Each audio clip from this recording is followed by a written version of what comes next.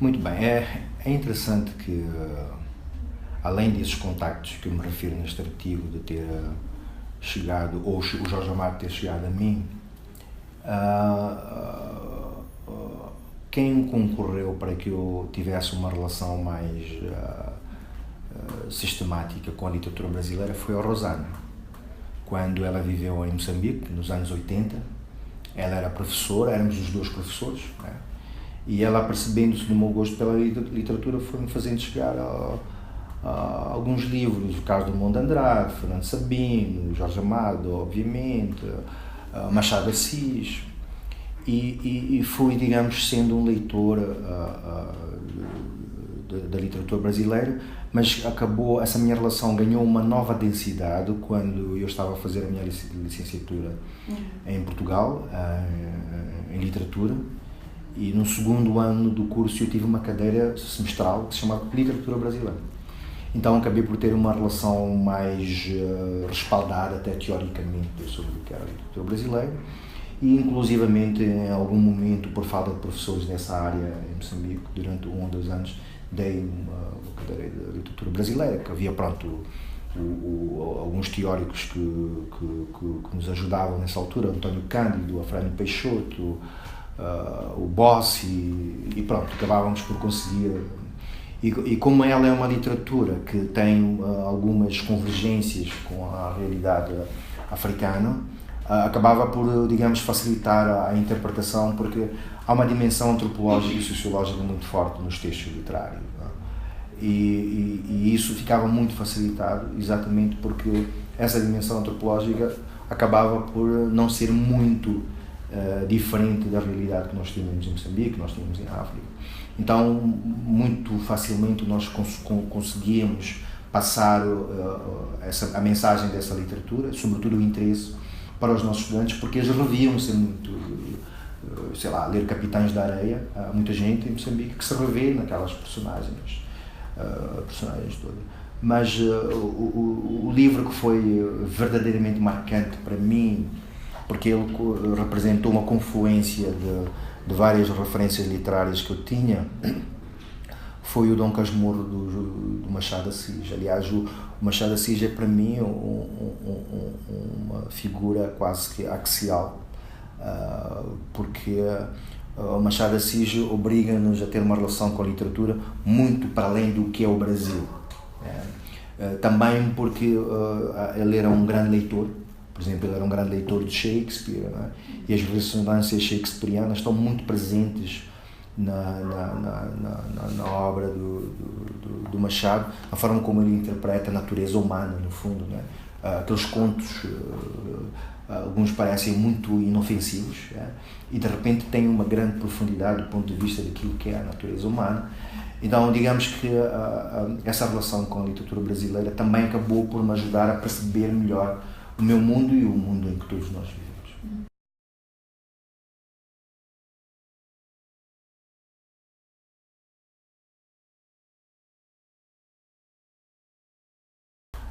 É engraçado que eu penso que desde que a literatura existe, e sobretudo desde o momento em que se começou a tentar fazer, encontrar uma definição da literatura, a procura da definição da literatura esteve sempre ligada à função da literatura. O que é isto e para que é que serve? Nós podemos recuar a Platão. Se vocês se recordarem, Platão tinha uma visão extremamente negativa sobre a literatura, porque ele achava, a literatura, na altura dizia-se poesia, não é? Que ele considerava que a literatura, porque ela assentava no fingimento, e os filósofos gregos tinham esta preocupação com a verdade, ela subvertia os valores da cidade grega.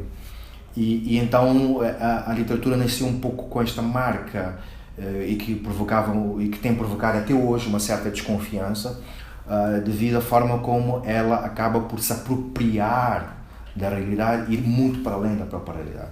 E é interessante que eu há muito pouco tempo lia uma entrevista do George Steiner, que é um dos maiores referências da reflexão sobre a literatura no século XX, em que ele dizia que a literatura até pode ser imoral, da forma como a literatura nos apropria de nós, de tal modo que nós podemos ficar completamente alienados em relação àquilo que nos acontece verdadeiramente. Porque a literatura tem isto, quer dizer, é que ela mexe com a realidade, mas ela vai muito para além da realidade. E ela pode ter, de facto, este caráter alienante. Mas eu penso que a literatura tem cumprido múltiplas funções ao longo da história, funções de prazer, de lazer, no sentido de nos distrair em relação àquilo que é a tirania, se quisermos, do nosso dia-a-dia. Ela tem uma função socializadora, né? Como nós sabemos, no passado a literatura era verbalizada, né? Oralizada, no sentido de que as pessoas liam para os outros, lia-se em voz alta, né? Até a Idade Média era assim. Então ela funcionou e tem funcionado. Por exemplo, os lançamentos de livros são momentos de socialização. Falar sobre livros com os estudantes são momentos de socialização, então ela tem essa função também. Mas também ela tem uma função de contestação e de denúncia, né? Sobretudo no caso das literaturas africanas. Isso é uma marca profunda, que é a forma que os cidadãos mais conscientes ou mais escolarizados encontraram para contestar o sistema colonial. A literatura também cumpre uma função no sentido de permitir a reivindicação da própria identidade, né? E num momento como o nosso, que este é um momento de grandes convulsões, com a globalização nós sabemos que as identidades têm ficado ameaçadas e a literatura pode ter um papel importantíssimo nesse sentido, não no sentido de explorar a rigidez da identidade, mas no sentido dela trazer ao de cima marcas importantíssimas que nos ligam a alguma base referencial, porque eu acho que um dos grandes dilemas que nós temos hoje é que nós não sabemos ao que pertencemos, quer dizer, há uma base referencial que se perdeu. E a literatura, porque ela necessariamente não é imediata, mas ela é mediata, ela obriga sempre a trazer coisas que não são facilmente perceptíveis, que vêm de trás. Então isso amarra-nos à alma.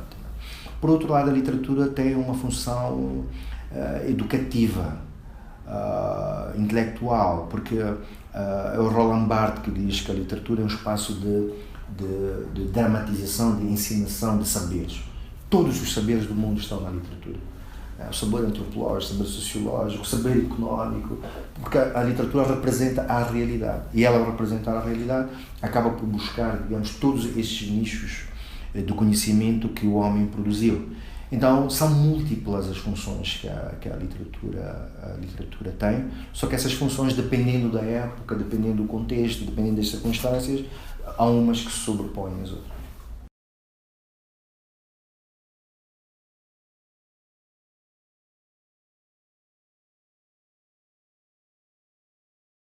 Absolutamente. A história dos nossos países, como sabem, as nossas literaturas surgiram durante o período colonial, usando a língua portuguesa, usando os valores do próprio colonizador. E esses valores e essa língua e essas referências todas foram transformadas através da literatura, não só como uma forma de afirmação de uma certa identidade, mas como uma forma de combater o próprio e de denunciar as atrocidades coloniais. Tanto que muitos escritores eram presos, né? Se nós formos a rastrear, poderia haver toda uma literatura sobre autores que foram presos por contestar. Portanto, a literatura tem uma grande função de contrapoder. Então, eu acredito plenamente e além do mais, as literaturas em África anteciparam as nações que nós somos hoje. Por exemplo, se nós formos a ver a poesia do Craveirinha, ou a poesia no caso de Moçambique, da Noémia de Souza, no caso de Angola, a poesia do Viriato da Cruz, ou a poesia de Agostinho Neto, é toda uma poesia que antecipa uma nação por vir. Portanto, as independências são, digamos, fruto de lutas armadas, etc. Mas quem antecipa as independências nacionais, né, são exatamente a literatura, né? Então a literatura acabou por ter uma função neste sentido quase de preparação da cidadania que estava para vir. Então acredito plenamente e eu penso que neste momento a literatura luta para se afirmar tal como ela é, tal como ela foi, num contexto muito complexo e de muitas incertezas e de muitas mudanças, transformações que acontecem em pouco tempo e sobretudo que tem a ver com esta questão da globalização, porque a globalização baralhou todas as configurações identitárias e de valores que existem. Então a literatura acaba por ter um pouco este papel, mas ao mesmo tempo que ela faz isso, ela também reflete permanentemente sobre a própria função. É por isso que hoje nós temos toda uma literatura que necessariamente é obrigada a pensar-se a si própria. A literatura é cada vez mais metaliterária, isto pensa em si própria, no sentido de o que ela é, né? Sobretudo num mundo em que cada vez mais o virtual, né? tem uma força tremenda, a imagem tem uma força tremenda, e é aqui uma situação irónica, que a literatura é a mãe do mundo virtual, né? E essa questão que nós estamos a falar do Platão, etc., de desconfiança, é exatamente por causa dessa virtualidade. Portanto, digamos, a literatura acaba por ter um papel antecipatório. Mas eu sinto que a literatura, desde o romantismo, é uma literatura em crise. Ela vive em crise, sobretudo no sentido do que é que ela é, para que é que ela serve. E eu penso que essa situação hoje é muito maior, tendo em conta este contexto, que é o contexto da imagem, que é o contexto do audiovisual. Mesmo quando falamos da literatura digital, não é a mesma coisa. Há uma apropriação, digamos, por parte destes dispositivos, no sentido, de facto, de fazer com que a literatura prevaleça. Mas esta literatura escrita em livro, com abrigos, livro impresso, papel, etc., eu não tenho dúvidas que ela está em crise e pode estar até em extinção. E eu penso que o que a literatura faz hoje, além de repensar o mundo, é repensar exatamente a sua própria sobrevivência.